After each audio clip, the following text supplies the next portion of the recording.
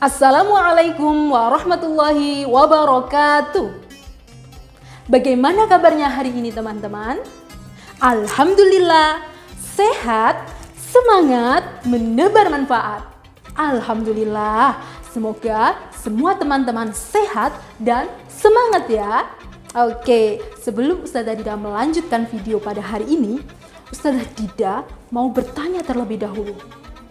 Kira-kira besok itu hari apa ya teman-teman? Apa? Hari Jumat? Ya, betul sekali. Karena hari ini adalah hari Kamis, maka besok adalah hari Jumat. Itu betul sekali teman-teman. Namun teman-teman, bukan itu yang mau Ustazah Dida tanyakan. Coba teman-teman, kita perhatikan lagi. Kita ingat-ingat lagi.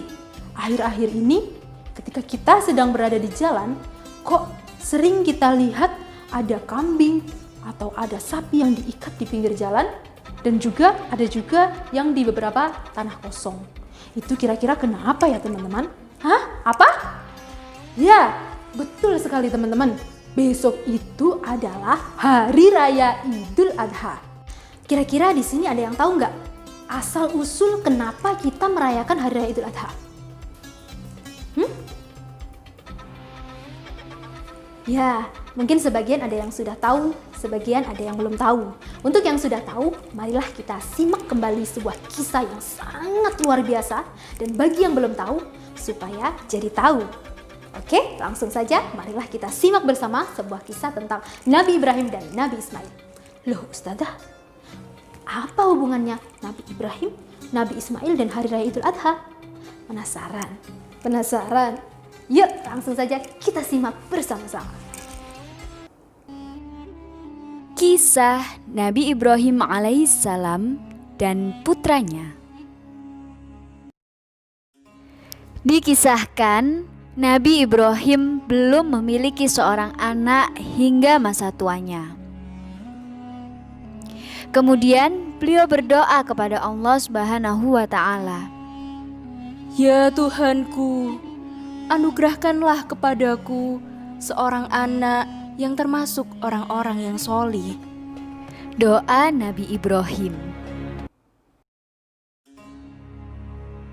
Karena sangat mendambakan kehadiran seorang anak, maka Nabi Ibrahim berjanji untuk menyembelih 1000 ekor domba, 300 ekor sapi, dan 100 ekor unta jika istrinya memiliki seorang anak. Kemudian doa Nabi Ibrahim dikabulkan oleh Allah Subhanahu wa Ta'ala dengan lahirnya seorang putra. Dialah Ismail yang dilahirkan oleh Siti Hajar. Seiring berjalannya waktu, Ismail menjadi seorang anak yang solih dan sangat menyayangi kedua orang tuanya. Begitu pula sebaliknya, Nabi Ibrahim dan Siti Hajar sangat menyayangi Ismail. Ketika usia Ismail menginjak kira-kira 7 tahun, pada tanggal 8 Zulhijjah, Nabi Ibrahim alaihissalam bermimpi. Hai Ibrahim, penuhilah janjimu. Pagi harinya, beliau pun berpikir dan merenungkan arti mimpinya semalam. Apakah mimpi itu dari Allah Subhanahu wa Ta'ala atau dari setan? Bagaimana mungkin saya menyembelih anak kesayangan saya? Kata Nabi Ibrahim dalam hati. Keesokan harinya, Nabi Ibrahim pun memiliki ide untuk menggantikan Ismail dengan 100 ekor domba yang sangat gemuk untuk disembelih sebagai kurban.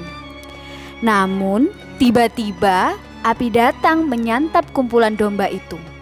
Nabi Ibrahim mengira bahwa perintah dari mimpi itu sudah terpenuhi. Untuk mimpi yang kedua kalinya, beliau memilih 100 ekor unta untuk disembelih sebagai kurban. Tiba-tiba api datang menyantapnya lagi. Dan beliau mengira perintah dalam mimpinya itu telah terpenuhi. Pada malam ke-9 di bulan Zulhijjah, beliau bermimpi dengan seruan yang sama seperti sebelumnya. Pagi harinya, beliau tahu dengan yakin mimpinya itu berasal dari Allah Subhanahu wa Ta'ala. Pada mimpi untuk ketiga kalinya, seolah-olah ada yang menyeru, Sesungguhnya Allah memerintahkanmu untuk berkurban dengan menyembelih putramu, Ismail. Seketika itu, beliau terbangun dan langsung memeluk Ismail sembari menangis terseduh-seduh hingga waktu subuh tiba. Untuk melaksanakan perintah Allah Subhanahu wa Ta'ala tersebut, beliau menemui istrinya terlebih dahulu, Siti Hajar. Beliau berkata, Wahai istriku, dandanilah putramu dengan pakaian yang paling bagus, sebab ia akan kuajak untuk bertemu kepada Allah. Siti Hajar pun segera mendandani Ismail dengan pakaian paling bagus serta meminyaki dan menyisir rambutnya. Kemudian beliau bersama putranya berangkat menuju ke suatu lembah di daerah Mina dengan membawa tali dan sebilah pedang. Pada saat itu, iblis terkutuk sangat luar biasa sibuknya dan belum pernah sesibuk itu. Setelah gagal membujuk Ibrahim, iblis pun datang menemui Siti Hajar. Hajar, mengapa kau hanya duduk-duduk tenang saja, padahal suamimu membawa anakmu untuk disembelih? Goda iblis.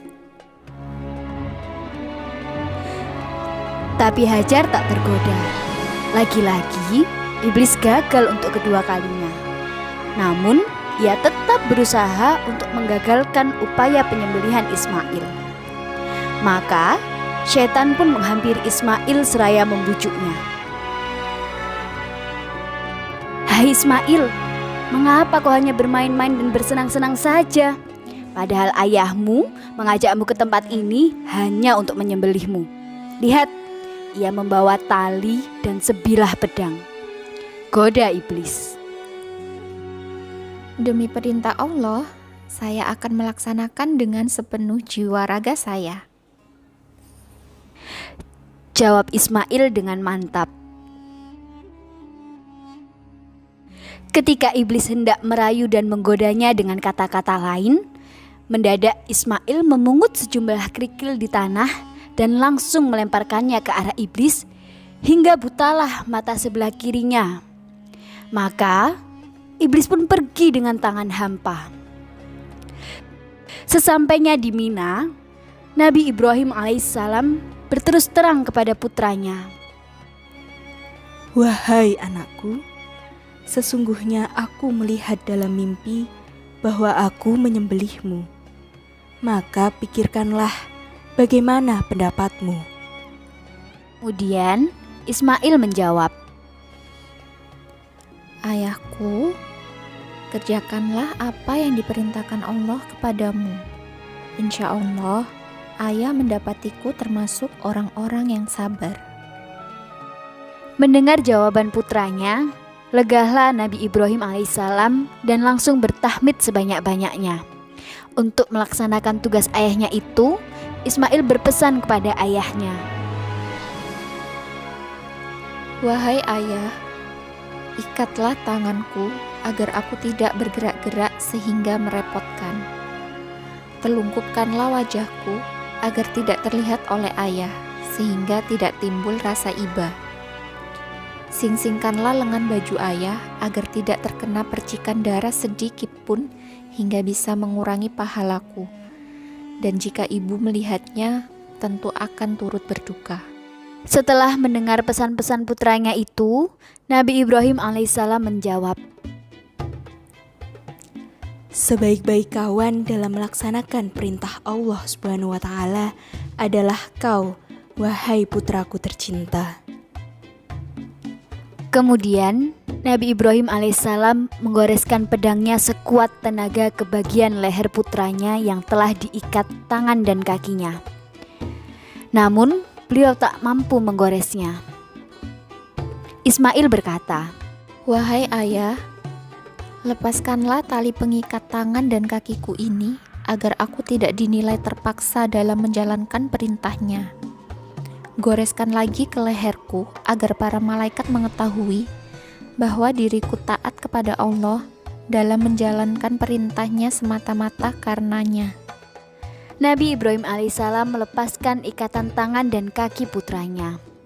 Lalu beliau hadapkan wajah anaknya ke bumi dan langsung menggoreskan pedangnya ke leher putranya dengan sekuat tenaganya. Namun beliau masih juga tak mampu melakukannya karena pedangnya selalu terpental. Tak puas dengan kemampuannya, beliau menghujamkan pedangnya ke arah sebuah batu. Dan batu itu pun terbelah menjadi 2 bagian.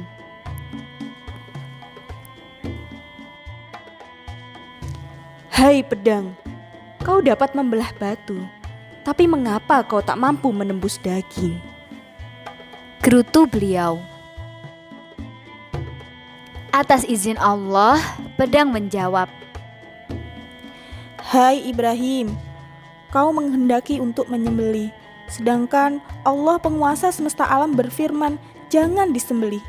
Jika begitu, kenapa aku harus menentang perintah Allah Subhanahu wa Ta'ala? Seketika itu, posisi Ismail digantikan oleh seekor domba yang sangat besar. Saat melihat kejadian itu, Nabi Ibrahim sangat terkejut. Seketika itu pula, Nabi Ibrahim dan seluruh alam semesta bertakbir kepada Allah. Allahu Akbar, Allahu Akbar. Oke teman-teman, itu tadi adalah sebuah kisah yang menjadi asal-usul mengapa kita merayakan Hari Raya Idul Adha. Jadi teman-teman, di situ bisa kita lihat tentang kisah Nabi Ibrahim yang begitu taatnya kepada Allah. Beliau rela untuk mengorbankan anaknya disembelih. Dan Nabi Ismail pun begitu taatnya kepada Allah sehingga ikhlas menerima jikalau harus disembelih, sehingga oleh Allah Subhanahu wa Ta'ala Nabi Ismail pun digantikan dengan hewan kurban. Jadi teman-teman, pelajaran penting yang dapat kita ambil dari kisah ini adalah tentang ketaatan kepada Allah Subhanahu wa Ta'ala, ketulusan dan keikhlasan. Demikian dari Ustazah Dida, kurang lebihnya Ustazah mohon maaf. Semoga bermanfaat. Wassalamualaikum warahmatullahi wabarakatuh.